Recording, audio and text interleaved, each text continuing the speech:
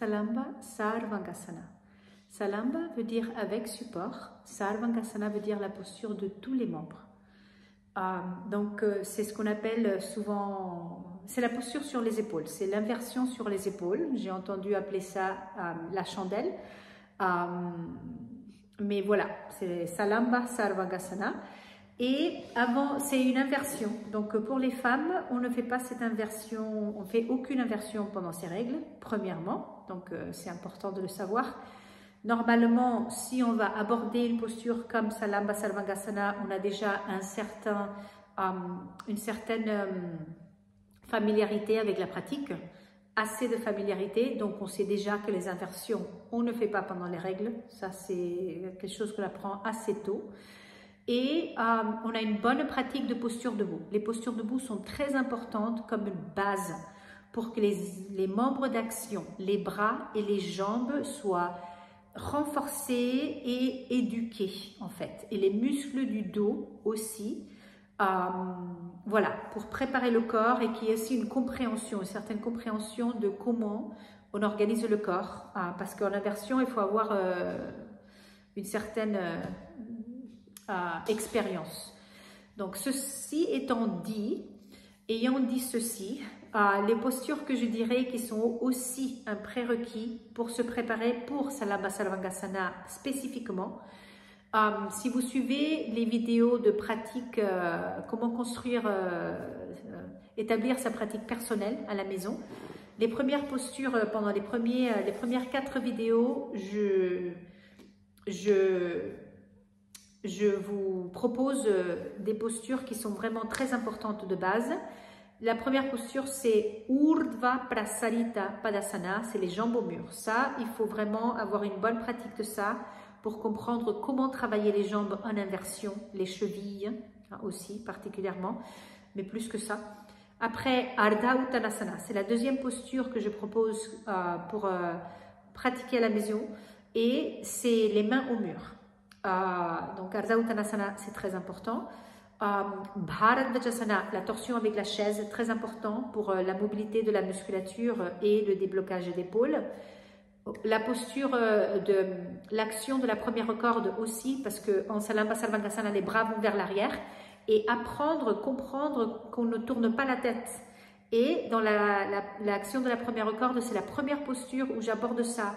Ne pas tourner la tête dans la posture. Et en Salamba Sarvangasana, c'est essentiel.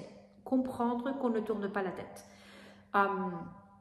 Après, on veut avoir une connaissance de Setubandha, savoir et avoir une pratique de Setubandha avec le bolster. Parce qu'on est sur la tête des épaules. Setubandha fait partie de la famille de Sarvangasana. Donc voilà, la posture Setubandha avec le bolster, c'est la vidéo que j'ai faite, c'est avec le bolster, mais en fait il y a plein d'installations différentes. On peut faire avec des blocs, on peut faire avec la chaise, on peut faire avec un banc, voilà. Et la dernière chose que je dirais, c'est la galipette. J'ai fait une vidéo par rapport à comment faire la galipette, parce qu'il faut rouler, on fait la galipette quand on fait cette version de Sarvangasana que je vais vous montrer ce soir. Il faut faire la galipette. Il y a d'autres façons de faire la posture sans la galipette, mais voilà. Et dans la galipette, j'explique aussi ne pas tourner la tête. Donc voilà, il y a certaines connaissances et certains réflexes qui doivent se mettre en place. Ok, la vidéo est déjà à presque 4 minutes. Rentrons dans la posture, faisons la posture. L'installation. Donc, vous avez besoin de couverture de yoga. Il faut qu'elle soit ferme, en fait.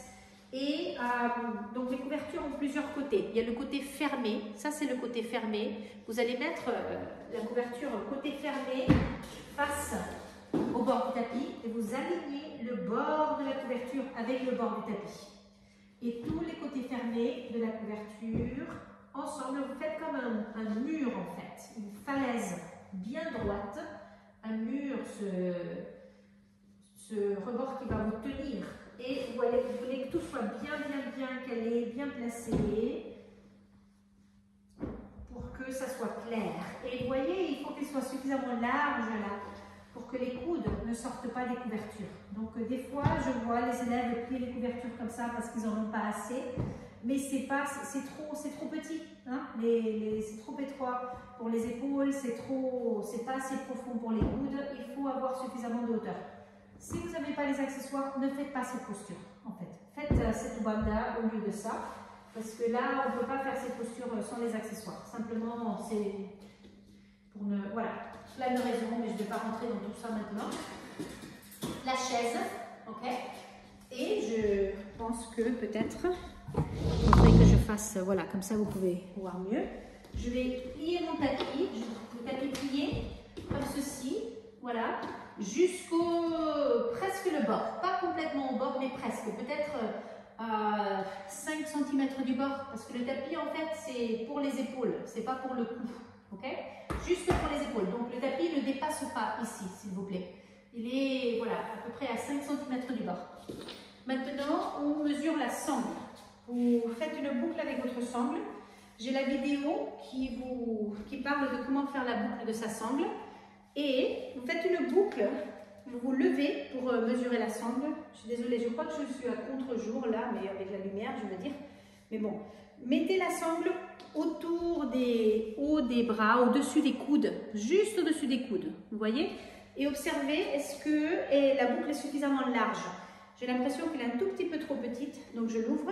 Les bras sont à la largeur des épaules. Ok? Ça, c'est la première mesure. Deuxième mesure, vous rentrez les bras dans la sangle derrière vous, au-dessus des coudes à nouveau. Vous voyez, c'est au-dessus des coudes. Et quand vous étirez les bras, roulez les deux bras vers l'extérieur et sentez, est-ce que vous avez de la mobilité avec la sangle ou est-ce qu'elle est trop serrée, la sangle? Et j'ai une vidéo aussi qui parle de la rotation interne et externe.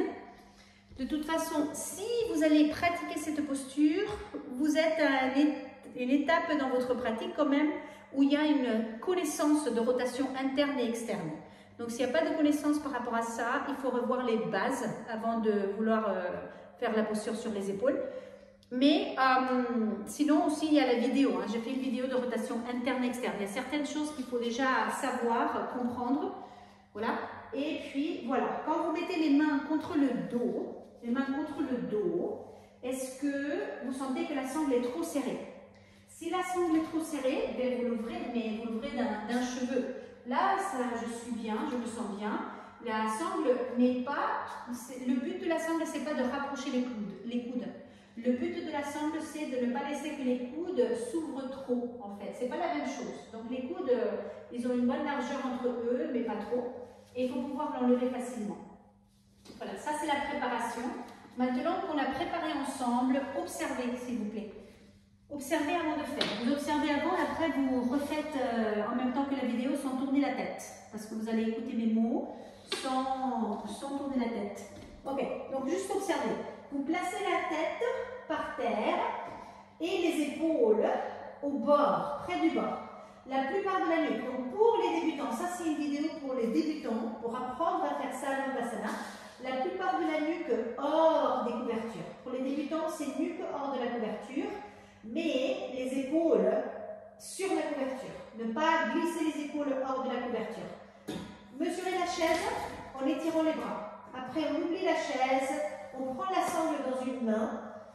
Ne pas rentrer le bras dans la sangle. Des fois, je vois les gens qui rentrent les bras, ne faites pas ça. Tenez la sangle dans la main et ne laissez pas que la sangle soit sur l'abdomen ou sur la poitrine. La sangle, voilà, elle est juste à côté. Maintenant, les mains côté pied, genoux pliés, pieds plats par terre.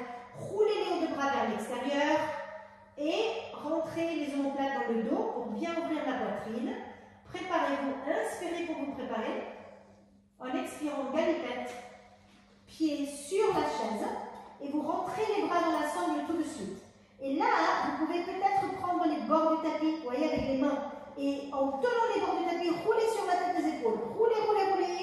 Et là, vous sentez que vous êtes bien sur la tête des épaules. Et main contre le dos. Le t-shirt, j'ai oublié de vous dire, ne pas avoir le t-shirt, il faut le sortir des pantalons. Avec les mains contre le dos, vous tenez le dos.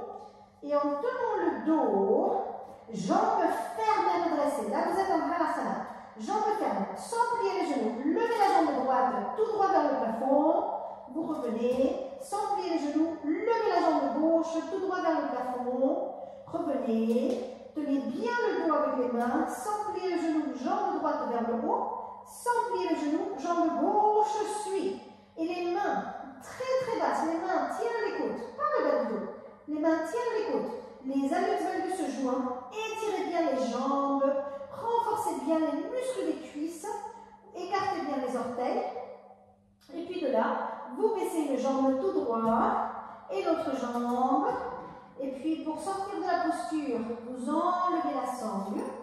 Et vous pouvez plier vos genoux, poser les coudes de pied sur la chaise. Les mains restent derrière le dos, mais en direction du sol. Pour sortir de la posture, vous regardez la chaise, donc le menton vers le plafond. Regardez la chaise, genoux pliés, vous posez les fesses, posez les pieds et vous êtes arrivé. Voilà, respirez, ne bougez plus. Ne tournez pas la tête, ne déménagez pas, ne gigotez pas, juste pause. Respirez. Quand vous sentez que le dos est prêt, le cou est prêt, psychiquement vous êtes prêt, vous roulez de côté, sans lever la tête, et puis vous pressez les mains pour revenir. Donc ça, c'est le tout début de comment aborder Salamba Sarvangasana. Et pour le tout début, je vous montre quelque chose de flash. Donc il y a eu beaucoup d'explications, mais je ne suis pas restée dans la posture très longtemps. C'est parce qu'au début, comme on n'est pas très sûr de ce qu'on fait, si on fait une posture qui n'est pas correcte pendant longtemps, on peut se faire mal. Hein, comme mon professeur Lowe l'explique, si on fait une posture fausse et qu'on ne reste pas longtemps, ça va. Donc, il vaut mieux ne pas rester longtemps, mais la faire régulièrement. Et puis, quand on a plus d'expérience, se sent plus sûr, on commence à rester plus longtemps. Ok? Bonne pratique de Salamba Sarvangasana.